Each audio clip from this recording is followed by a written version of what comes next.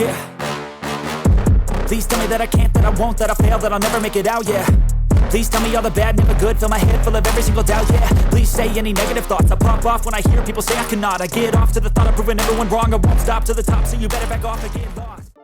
Welcome to my very first gym vlog. My name is Ignas, and if you do not know me, I am this bald dude holding a static lunge. Instead of the usual follow along workout, in this video I'm going to take you through my own full body workout in the gym.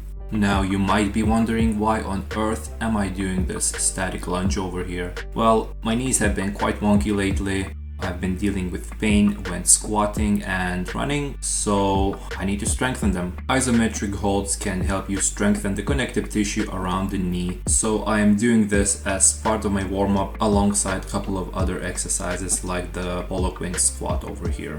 Today's full body workout consists of 3 parts: strength, hypertrophy, and metabolic conditioning. Now, before we jump into the workout, let me just quickly show you one of my favorite upper body mobility exercises. I cannot recommend this enough. If you have a tight upper back, experience pain in your shoulders, definitely give this exercise a go. Now, let me take you through 1 rep so you'll know exactly what I'm doing here.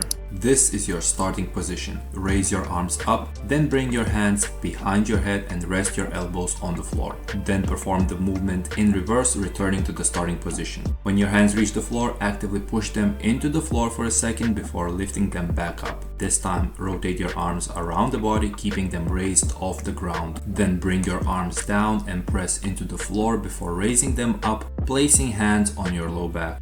Press your elbows to the ground for a second, then raise them back up and extend your arms. Return to starting position, performing the whole movement in reverse. 3 to 5 reps is typically enough for me to feel ready for lifting. Today's strength movement is a pull-up, and the task is to perform 3 sets of 5 heavy reps. Before my first working set, I typically do 2 to 3 build-up sets. I start with bodyweight pull-ups, then slowly add weight to every set, performing no more than 3 reps. This was my first working set. I managed to do all 5 reps that I had planned to, but the set felt a lot heavier than it should have been. And it was only difficult because the handles on the pull-up bar had rubber coating on them, and this rubber was twisting, peeling off my grip. I barely managed to hold onto the bar for the whole duration of a set. I did a neutral grip pull-ups for the remaining 2 weighted sets. And I finished off my pull-ups with a bodyweight set to failure. I managed to do 12 reps, which was exactly the same as the week before that, so I was pretty happy with that. After pull-ups, I have done incline bench press. Here I aimed for 12 reps on my first set. When incline pressing, I avoid excessive back arch in order to maximize load to upper pecs. In addition, I do sort of like a guillotine style press, bringing the bar close to my clavicle, which increases range of motion and the stretch to the upper pecs. And extra stretch typically means extra muscle growth. I have done 4 total sets with the same weight, finishing each set with about 1 rep in reserve. To target the hamstrings, I've done 4 sets of seated leg curls. I've done the exercise using the same weight I did last week, but instead I tried to do 11 reps on my first set opposed to 10 that I have managed to do last week. That's essentially how I induce progressive overload, just by trying to beat my previous week's performance either with reps or increasing weight. And as you might have noticed, I am leaning forwards in the seat. Bending at the hip stretches the hamstrings even further, providing additional muscle growth stimulus.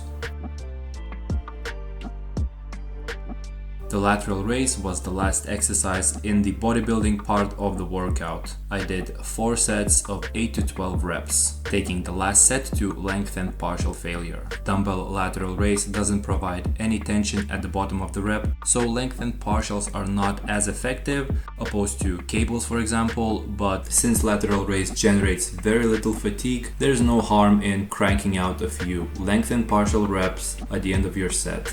Let me know in the comments if you are training with lengthened partials as well. And let me know what are your 3 favorite lengthened partial exercises. And with that, the largest chunk of my workout was complete. Before my metabolic conditioning piece, I've done 4 sets of handstand walks. My first set was pretty bad, but that's not surprising considering all the upper body work I have done prior to this exercise. But then sets 2, 3 and 4 were decent, and I managed to walk between 7 and 9 meters per set without failing. After practicing handstands, it was finally time to do the metabolic conditioning part of my workout. I did 5 rounds for time, 10 reps of V-ups with a med ball, 10 overhead squats with a barbell, and 10 calories on the air bike. For V-ups, I used a 10 kg ball. For overhead squats, I used a 35 kg bar, which is really light for me, but I just wanted to be careful given my recent knee issues. When it comes to air bike, I just went all out, trying to complete the 10 calories as fast as possible. I am not in the best shape of my life, so I had to take small rests between exercises, but ultimately I tried to rest as little as possible and complete this 3 exercise circuit as fast as I can. 5 rounds took me just under 15 minutes to complete. And that's the whole workout. If you like this gym vlog, don't just hit that like button, share your thoughts in the comments. Let me know what you think about this type of hybrid style of training. And if you're new, consider subscribing. Thank you for watching and see you in the next video.